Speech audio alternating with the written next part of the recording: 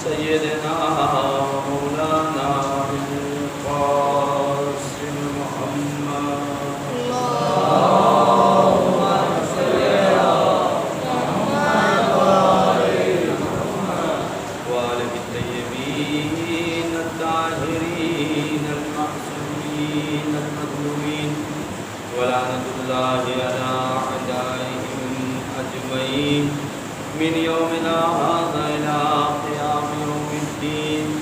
أما بعد فقد قال الله تعالى في القرآن الحكيم وهو أصدق الصادقين وقوله الحق. بسم الله الرحمن الرحيم.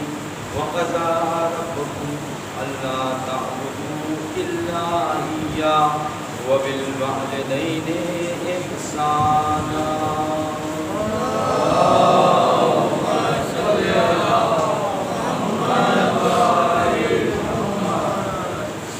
محترم سامعین کرام، والدین کے سلسلے میں، والدین کی عظمت اور اہمیت کے سلسلے میں خداوند عالم قرآن مجید میں متعدد مقامات پر ان کی عظمت کو نمایاں کرتا ہے، بیان کرتا ہے، جن میں سے ایک آیت یہ ہے وَقَضَىٰ رَبُّكَ أَلَّا تَعْبُدُوا إِلَّا إِيَّاهُ.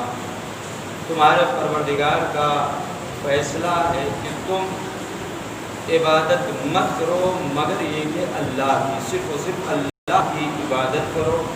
اور اپنی عبادت کے فوراً بعد اللہ نے کہا وَبِالْوَالِدَيْنِ إِحْسَانًا. اگر میری عبادت کرتے ہو، میری بندگی کرتے ہو، تو میری عبادت اس وقت معراج تک پہنچ سکتی ہے، اس وقت قابل قبول ہے جب تم اپنے والدین کے ساتھ احسان کرو گے. پھر دوسرے مقام پہ اللہ کہہ رہا ہے وَوَصَّيْنَا الْإِنسَانَ بِوَالِدَيْهِ إِحْسَانًا.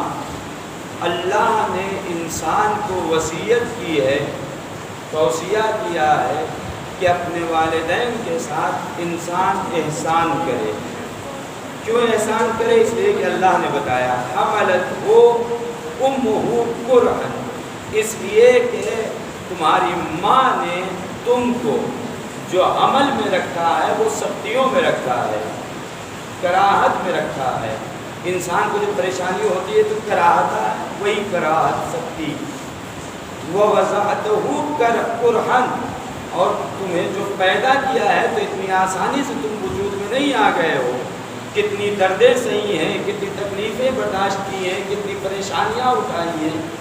اور اس کے بعد وَحَمَلَهُ وَفِصَالُهُ 30 شَهْرًا، اور تمہیں حمل میں رکھنا اور تمہیں دودھ دینے کے جو ایام ہیں وہ 30 مہینے جھیلے ہیں ماں نے. 30 مہینوں تک ماں نے اس سختیوں کو، ان پریشانیوں کو جھیلا ہے. حَتَّى إِذَا بَلَغَ أَشُدَّهُ، یہاں تک کہ بچہ بالغ ہو جاتا ہے. تمام سختیوں کو مسلسل جھیلتی رہتی ہے، کبھی روزگار کا ٹینشن، کبھی کسی چیز کی پریشانی، کبھی پڑھائی لکھائی، یہ وہ دنیا بھر کی. شادی کے سلسلے میں تو اتنا آسان نہیں ہے. یہ پریشانیاں صرف ماں جھیل سکتی ہے، ماں برداشت کر سکتی ہے. اس کے بعد قرآن دوسرے مقام پہ کہتا ہے قُلْ تَعَالَوْا أَتْلُ مَا حَرَّمَ رَبُّكُمْ عَلَيْكُمْ. اللہ کہہ رہا ہے حبیب کہہ دو تعالو، آؤ میری طرف، أَتْلُ مَا حَرَّمَ رَبُّكُمْ عَلَيْكُمْ، میں تمہیں بتاؤں، میں تمہیں تلاوت کر کے سناؤں کہ جو تمہارے پروردگار نے تمہارے اوپر حرام قرار دیا ہے. حرام قرار دیا ہے. اللہ تشرکوا بہ شیئا، اللہ کے ساتھ کسی کو شریک قرار مت دو. اللہ کے علاوہ غیر اللہ کے سامنے سر کو مت جھکاؤ، حرام ہے. وَبِالْوَالِدَيْنِ إِحْسَانًا، اور والدین کے ساتھ احسان کرو. یعنی اس کا کیا مطلب ہوا؟ یہ ہر چیز اپنی ضد سے پہچانی جاتی ہے. یعنی اگر انسان والدین کے ساتھ احسان نہیں کر رہا ہے تو اس کا مطلب یہ ہے کہ احسان نہ کرنا اللہ نے حرام قرار دیا. اس کے بعد تمام چیزیں رسول اللہ نے بیان کی. پھر اس کے بعد قرآن میں اللہ فرما رہا ہے وَقَضَىٰ رَبُّكَ أَلَّا تَعْبُدُوا إِلَّا إِيَّاهُ وَبِالْوَالِدَيْنِ إِحْسَانًا إِمَّا يَبْلُغَنَّ عِندَكَ الْكِبَرَ، اور جب یہ بڑھاپے کی منزل میں پہنچ جائیں تمہارے والدین، احدہما ان میں سے کوئی ایک، اور کلاہما یا دونوں بڑھاپے کی منزل میں پہنچ جائیں۔ یہاں اگر آیت کے بیان کو انسان اگر سمجھنے کی کوشش کرے تو آج جو لوگ اعتراض کرتے ہیں کہ سن بہت زیادہ ہے، اتنا فرق ہے، 5 سال کا فرق ہے، 6 سال کا فرق ہے، کیسے شادی کرے؟ تو اللہ کہہ رہا ہے کہ اگر کوئی ایک بڑھاپے کی منزل پر پہنچ جائے یا دونوں بڑھاپے کی منزل پر پہنچ جائے، کوئی ایک بڑھاپے کی منزل پر پہنچ جائے، یعنی اس کا مطلب یہ ہے کہ سن میں فرق ہے جو اللہ نے الگ بیان کیا ہے۔ سن میں فرق ہونا کوئی وہ نہیں ہے کہ ازدواج میں سن کا فرق نہ ہو، سن میں فرق ہونا چاہیے، کوئی مشکل نہیں ہے۔ پھر اس کے بعد فلا تقل لهما اف، اور دیکھو ان کے سامنے اف تک نہ کرنا، ولا تنہر، اور نہ ان کو جھڑکنا۔ یہ کیا کہہ رہے ہیں، یہ کیا کر رہے ہیں، یہ آپ نے کیا کر دیا، آپ نے میرے بچے کو کیوں کہہ دیا؟ ولا تنہر، ان کو جھڑکنا مت۔ وَقُلْ لَهُمَا قَوْلًا كَرِيمًا، اللہ نے قید لگا دی ہے، اور جب بھی تم اپنے والدین سے بات کرنا، ماں باپ سے بات کرنا، تو اچھے لفظوں میں بات کرنا، اچھے انداز میں بات کرنا، کریمانہ انداز میں بات کرنا، یہ نہیں سے سختی سے بات کرے۔ پھر اس کے بعد مولا امام رضا علیہ السلام فرماتے ہیں، صلی اللہ علیہ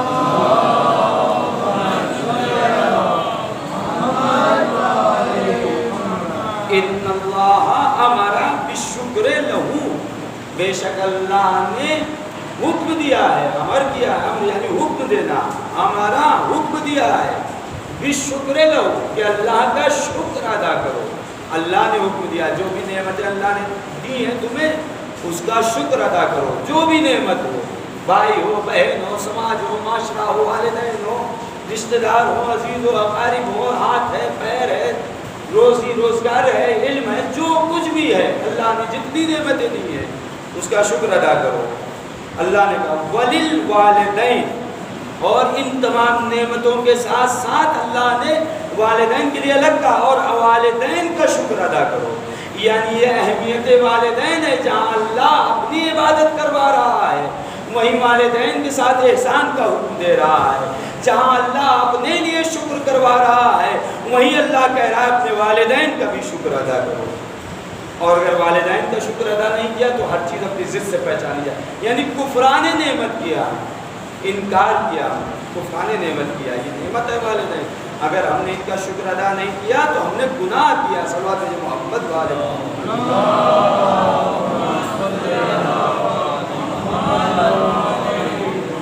پھر اس کے بعد مولا فرماتے ہیں فَمَن لَمْ يَشْكُرْ، بس جس نے شکر ادا نہیں کیا اپنے والدین کا، والدین لم یشکر اللہ، اس نے اللہ کا بھی شکر ادا نہیں کیا۔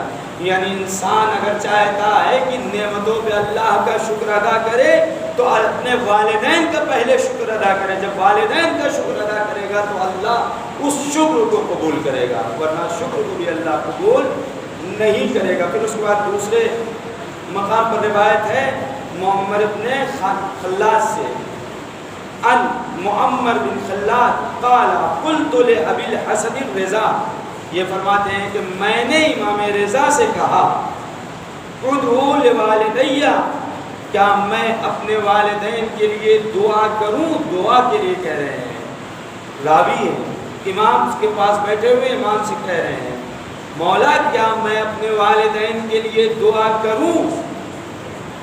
اذا کان لا یعرفان الحق، جبکہ ہمارے والدین حق کو نہیں پہچانتے ہیں۔ حق کو نہیں پہچانتے ہیں کہ کیا مطلب؟ یعنی دین سے واقف نہیں ہے، اچھائی اور برائی کی ان کو تمیز نہیں ہے، وہ مسلمان نہیں ہیں، حق نہیں پہچانتے ہیں، محبت اہل بیت ان کے دل میں نہیں ہے، یعنی یہ کہنے کا مطلب ہے مسلمان نہیں ہے میرے والدین، تو کیا میں ان کے لیے دعا کروں؟ قالا، امام نے کہا ادعو لہما، تم ان دونوں کے لیے دعا کرو، بھلے سے یہ جو ہے حق نہیں پہچانتے لیکن تم ان کے لیے دعا کرو۔ وتصدق عنہما، اور ان کے لیے صدقہ بھی دو، صدقہ بلاؤں کو ٹالتا ہے، یعنی اگر والدین کافر بھی ہیں، مشرک بھی ہیں تو اللہ کیا کہہ رہا ہے؟ معصومین کیا کہ معصوم اپنی طرف سے کوئی بات نہیں کہیں گے، وہی کہیں گے جو اللہ کہلوائے گا۔ تو امام کہہ رہے ہیں کہ ان کی بلاؤں کو ٹالنے کے لیے صدقہ دو ان کے لیے۔ وَإِن كَانَ حَيَّيْنِ، اور اگر یہ دونوں زندہ ہیں، اگر یہ دونوں زندہ ہیں، لا يعرفان الحق، اور زندگی میں یہ حق کو نہیں پہچانتے ہیں، فَدَارِهِمَا، تو پھر ان کے ساتھ مدارا کرو، ان کے ساتھ نرمی سے پیش آؤ، ان کے ساتھ اچھا برتاؤ کرو۔ اور اس کے بعد فَإِنَّا رَسُولَ اللَّهِ، پھر امام فرماتے ہیں بے شک اللہ کے رسول نے قالا کہا ہے، ان اللہ بعثنی بالرحمہ، اللہ نے مجھے جو مبعوث کیا ہے وہ رحمت کے لیے بھیجا ہے، رحمت للعالمین بنا کر بھیجا ہے، لا بالعقوق، نہ کہ حقوق کے لیے بھیجا ہے کہ میں کسی کو عاق کر دوں، والدین کو حقیات کرنے کا۔ رسول اللہ فرماتے ہیں اللہ نے مجھے رحمت کے لیے بھیجا ہے، لہٰذا تم اپنے والدین کے ساتھ نیکی کرو چاہے وہ کافر ہوں، تم اپنے والدین کے لیے صدقہ دو چاہے وہ مشرک ہو، کافر ہو، کچھ بھی ہو، حق نہ پہچانتے ہو، لیکن والدین کا احترام کرنا پڑے گا۔ چلے امام فرماتے ہیں قال ابو عبداللہ ما یمنع الرجل منکم ان یبر والدیہ، تم کو کس چیز نے منع کیا ہے تم اپنے والدین کے ساتھ نیکی مت کرو؟ کس نے منع کیا ہے تمہیں؟ حیین و میتین، چاہے وہ زندہ ہوں چاہے وہ مردہ ہوں، ان کے ساتھ نیکی کرو۔ یصلی عنہما، تم ان دونوں کے لیے نماز پڑھو، اگر یہ مر گئے ہیں تو ان دونوں کے لیے نماز پڑھو، زندہ ہیں تو ہدیہ والدین پڑھو۔ ہدیہ والدین وہ نماز ہے جو زندگی میں بھی پڑھی جاتی ہے، مرنے کے بعد بھی پڑھی جاتی ہے، نماز پڑھو۔ یہ تصدق عنہما، اور ان دونوں کے لیے صدقہ دو۔ وَيَحُجُّ عنہما، اگر حج نہیں کیا ہے تو ان دونوں کے لیے حج کرو۔ وَيَصُومُ عنہما، ان دونوں کے لیے روزہ رکھو۔ فَيَكُونُ الَّذِي صَنَعَ لَهُمَا وَلَهُ مِثْلُ ذَلِكَ، بس اتنا ہی ثواب تمہیں ملے گا جتنا تم ان کے لیے حج کے ثواب کی توقع رکھتے ہو کہ ان کی طرف سے حج کریں گے تو ان کو ثواب ملے گا، جتنا اللہ ان کو ثواب عطا کرے گا تم نے ان کی طرف سے کیا ہے تم کو بھی اللہ اتنا ہی ثواب عطا کرے گا۔ اگر تم اپنے والدین کے لیے نماز پڑھ رہے ہو، اپنے والدین کے لیے روزہ رکھ رہے ہو، اگر والدین کے لیے حج کر رہے ہو تو اتنا ہی ثواب اللہ عطا کرے گا۔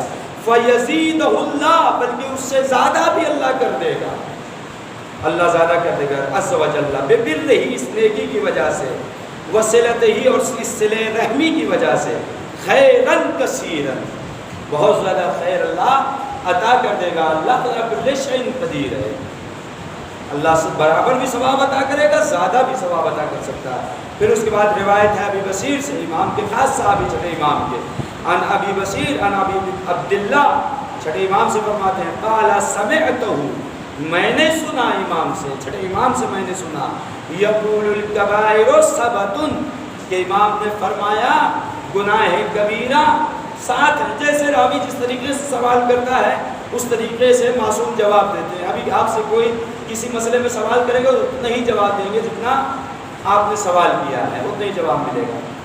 امام بھی گناہ کبیرہ بہت ہے لیکن اس کا جو مقصود تھا امام سمجھ رہے تھے۔ امام نے فرمایا سبۃ منہا، ان میں سے، ان ساتوں میں سے، الحقوق الوالدین، جو بڑا گناہ ہے وہ ایک حقوق الوالدین ہے، اور شرک ہے، مثلا گناہ یتیموں کا مال کھانا، تمام چیزیں بیان کی مولا نے، لیکن جو میرا موضوع ہے وہ یہ، ان میں سے ایک ہے والدین کا عاق کر دینا، والدین ناراض ہو گئے اپنی اولاد سے عاق کر دیا۔ پھر اس کے بعد ابی مسعود سے، ابن مسعود سے روایت فرماتے ہیں ان ابن مسعود قال سألت رسول اللہ، میں نے سوال کیا اللہ کے رسول سے، ای الاعمال احب الی اللہ عز و جل، کون سا عمل اللہ کو بہت ہی زیادہ محبوب ہے، اللہ کس عمل کو بہت زیادہ دوست رکھتا ہے؟ قال الصلاۃ لوقتها، پہلی چیز نماز کا پڑھنا اپنے وقت میں، اس وقت میں نماز، جو وقت ہے نماز کا، الصلاۃ لوقتها، اس کے وقت میں نماز کا پڑھنا، احب الی اللہ عز و جل، اللہ کے نزدیک بہت محبوب ہے۔ قلت، پھر میں نے کہا، راوی کہہ رہا میں نے کہا رسول سے، ثم ای شیء، پھر اس کے بعد کون سی چیز افضل ہے؟ قالا بر الوالدین، نماز کے بعد بر الوالدین، والدین کے ساتھ نیکی اللہ کے نزدیک بہت زیادہ محبوب ہے۔ صلوات محمد۔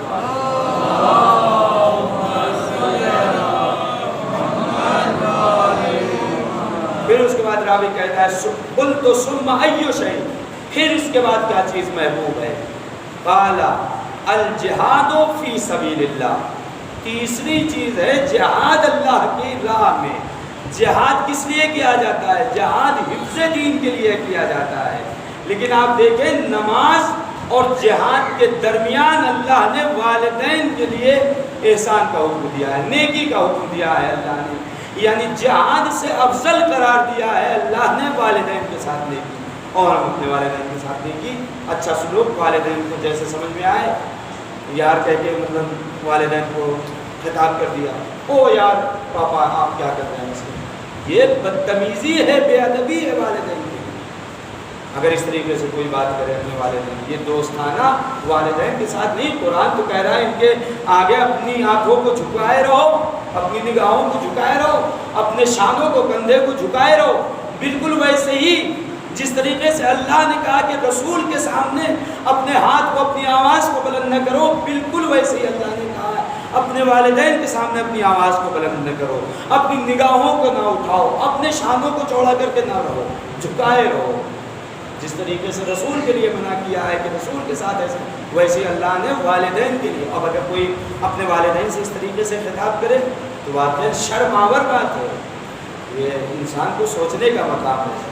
پھر اس کے بعد رسول اللہ فرماتے ہیں من حج عن والدیہ، جس نے حج کیا اپنے والدین کی طرف سے، او قضا عنہما مغربا، اور جس نے اپنے والدین کی طرف سے قرض کو ادا کیا، والدین کا انتقال ہو گیا، کوئی قرض تھا معلوم تھا، جس نے اپنے والدین کے لیے قرض کو ادا کیا، بعث اللہ یوم القیامہ مع الابرار، اللہ مبعوث کرے گا ایسے لوگوں کو نیک لوگوں کے ساتھ جو اپنے والدین کا قرض ادا کرے، والدین کے لیے حج کرے۔ آخری حدیث من ارضى والدیہ، جس نے اپنے والدین کو راضی کیا، فقد ارضى اللہ، اس نے اللہ کو راضی کر لیا۔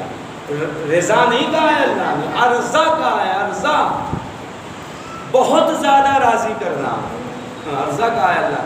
جس نے اپنے والدین کو راضی کر لیا اس نے اللہ کو بہت زیادہ راضی کر لیا، یعنی رضایت پروردگار رضایت والدین میں ہے۔ اب جس کے والدین راضی نہ ہو تو انسان کیا توقع رکھتا ہے کہ اللہ اس سے راضی ہو جائے گا؟ کبھی یہ نہیں ہو سکتا ہے۔ وہ من اسخطا، اور جس نے بہت زیادہ ناراض کیا اپنے والدین کو، فقد اسخط اللہ، اللہ بھی اس سے ناراض رہے گا، اس سے راضی نہیں ہوگا، ناراض رہے گا۔ ایک شخص خانہ کعبہ کا طواف کر رہا تھا، اپنی ماں کو لیے ہوئے تھا کاندھے پہ، لادے ہوئے طواف کر رہا تھا، آیا رسول اللہ کو دیکھا، یا رسول اللہ کیا میں نے حق ادا کر دیا؟ یہ جو میں اپنی والدہ کو اپنی پیٹھ پہ پشت پر لاد کے طواف کر رہا ہوں، کیا میں نے حق ادا کر دیا؟ تو رسول اللہ نے اس کی طرف دیکھا اور دیکھنے کے بعد کہا کہ تو نے اپنی ماں کا وہ حق نہیں ادا کیا جو تیری ماں نے تجھے 9 مہینے اپنی شکم میں رکھا اور کتنی مرتبہ آہ کیا، اس آہ و نالہ کا ایک حق تو نے ادا نہیں کیا۔ اتنا سب کچھ کرنے کے بعد ایک حق ادا نہیں کیا۔ شیخ رجب علی خیام عارف ہیں۔ عارف کون ہوتا ہے؟ جس کے اندر عرفان اہل بیت آ جائے، جن کی آنکھوں کا پردہ کھل جائے، جن کے سامنے حقیقتیں آشکار ہو جائیں۔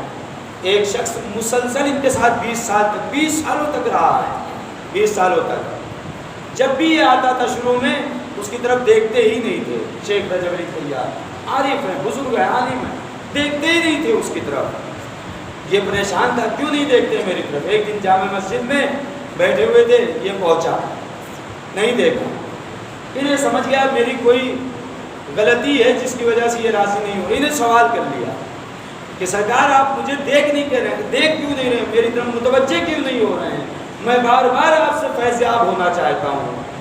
کہا اگر تم مجھ سے فیض یاب ہونا چاہتا ہے، میرے قریب آنا چاہتا ہے، تو جا اپنے والدین کو راضی کر۔ جا اپنے باپ کو راضی کر، باپ اس کا موجود تھا، باپ کو راضی کر۔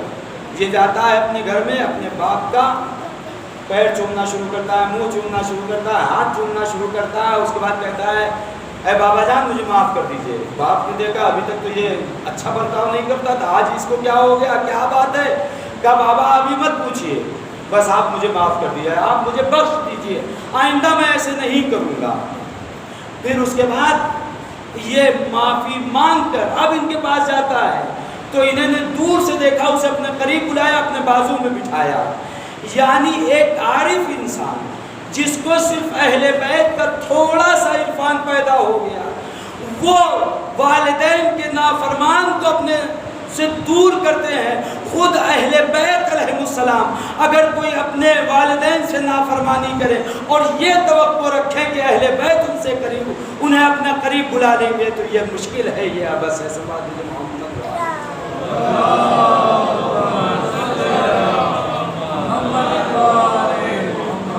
اطاعت والدین بہت ہی اہم مسئلہ ہے۔ پانچویں امام فرماتے ہیں میرے باپ گزر رہے تھے، میرے بابا جان چھٹے امام، اور ایک اپنے والد سے 3 قدم آگے چل رہا تھا۔ امام نے کہا اس کی عمر سے 30 سال کم ہو گئے، چونکہ اپنے باپ سے آگے جا رہا ہے، اپنے باپ سے قدم آگے بڑھا رہا ہے۔ اور خود امام، پانچویں امام، ایک شخص کو دیکھا کہ اپنے والدین کے، اپنے والد کے کاندھے پہ ہاتھ رکھتے، ایسا بھی کرتے ہیں بعض افراد، والد کو دوست سمجھ لیا، دوست کا مرتبہ نہیں دیا ہے اللہ نے، دوست الگ چیز ہے، والد الگ چیز ہے۔ دوستی نبھانے کے لیے اللہ نے نہیں کہا ہے، والدین کا حق نبھانے کے لیے کہا، والد ہیں والد سمجھو۔ ہاتھ رکھے ہوئے تھا۔ امام فرماتے ہیں کہ جب تک وہ انسان زندہ رہا، امام نے اس کی طرف دیکھا تک نہیں۔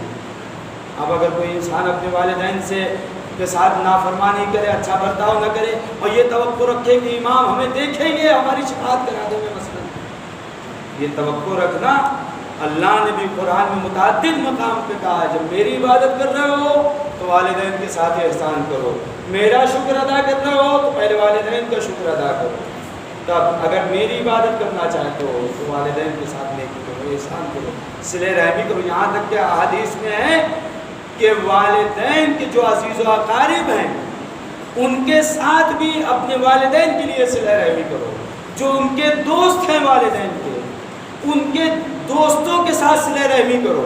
حدیث میں روایت میں عرض کر چکا ہوں اس کو، تو یہ مرتبہ ہے والدین کا۔ جہاں اللہ رسول اللہ کی آواز پہ آواز بلند کرنے کے لیے منع کر رہا ہے، وہیں اللہ اپنے والدین کی آواز پہ آواز بلند کرنے کے لیے منع کر رہا ہے۔ کتنا مرتبہ ہے، کاش ہم اس مرتبے کو، اس فضیلت کو، اس عظمت کو سمجھ سکیں۔ انشاءاللہ امید ہے کہ لوگ ان باتوں کا اثر نہیں، بس میرے حضور بات کو تمام کیا۔ مومنہ کے اصحال ثواب کی مجلس 2 مرحومہ، ایک ابھی جلدی انتقال ہوا اور ایک مرحومہ کا تقریباً سال ہونے والا انتقال ہوا۔ ابھی جن کا انتقال ہوا واقعاً اچھی تربیت کی اس ماں نے اپنے بیٹوں کی، بیٹے دیندار ہیں، عبادت گزار ہیں، نمازی ہیں، پرہیزگار ہیں، یہی حق تربیت ہوتا ہے ایک ماں کا۔ اور ماں کے مرنے کے بعد بیٹے بھی اپنی ماں کا حق ادا کرنے کی کوشش میں ہیں، صحیح میں ہیں، مسلسل کچھ نہ کچھ ان کے لیے اصحال ثواب وغیرہ کرتے رہتے ہیں۔ یہ بھی اطاعت والدین میں آتا ہے۔ ایسا نہیں ہے کہ والدین جب تک زندہ ہیں ان کے ساتھ نیکی کی جائے، نہیں، والدین اگر دنیا سے گزر گئے ہیں تب بھی ان کے ساتھ اتنی ہی نیکی کرنا چاہیے، یہاں تک کہ اگر کوئی عاقل والدین ہو گیا اور مرنے کے بعد نیکی کر رہا ہے تو والدین اسے معاف کر دیتے ہیں، قبر سے اسے معاف کر دیتے ہیں۔ تو ایک مرحومہ کے اصحال ثواب کی مجلس، چاہنے والی تھی شہزادی کی، چاہنے والی تھی بی بی فاطمہ الزہرا سلام اللہ علیہا، بڑی عظمت و عزت و شان و شوکت کے ساتھ مرحومہ کا جنازہ اٹھا، لیکن ہاں جس کی چاہنے والی تھی اس ماں کا جنازہ اس حال میں اٹھا ہے، رات کی تاریکی ہے، چند افراد ہیں جس کے جنازے میں ہزاروں کی تعداد ہونی چاہیے تھی، اس کے جنازے میں چند افراد ہیں، اور جنازہ بھی صحیح سالم نہیں ہے بلکہ پسلیاں ٹوٹی ہے، दोनों सार पे नील का निशान है, बाजुओं पे नील का निशान है। हाँ, मौला ने जनाजे को दफन कर दिया, शान और शौकत अज़मत के साथ जनाजे को दफन कर दिया और रसूलुल्लाह से कह दिया, या रसूलुल्लाह आप अपनी बेटी से सवाल कीजिएगा, ये बताएगी नहीं, इसलिए कि इसने मुझे भी नहीं बताया है। या रसूलुल्लाह आप पूछिएगा कि उम्मत ने इसके साथ क्या किया। आज़ादारों, उम्मत ने बहुत जुल्म किया है। अगर जुल्म यही तमाम हो जाता हम सब्र कर लेते, लेकिन आज़ादारों, शहज़ादी के दफन होने के बाद शहज़ादी की कब्र वीरान करने के लिए मुसलमान आ गए। नमाज पढ़ने के बहाने से आते हैं, कहते हैं नहीं हम जनाजे को निकालेंगे और नमाज पढ़ेंगे। जब अबुल हसन ने ये सुना, मौला ने सुना, बस एक मरतबा गैस की आलम में आकर एक मरतबा तलवार को खींच के कहते हैं, किसकी हिम्मत है जो कब्र सैयदा की बेहुरमती करे। मैं कहूँगा ए मौला, ये करबला नहीं है। आप यहाँ तलवार लेकर खड़े हो गए, आपने कह दिया किसकी हिम्मत है जो इस कब्र की बेहुरमती करे।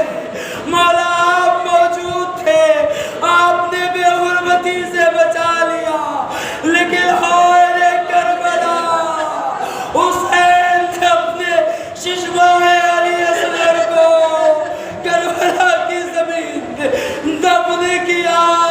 और दफन करने के बाद जब इमाम न रहे तो जालिमों ने कब्र की बेहुरमती करके मासूम का जनाजा निकालने के बाद सर को मासूम अली असगर के तन से जुड़ा। अल्लाह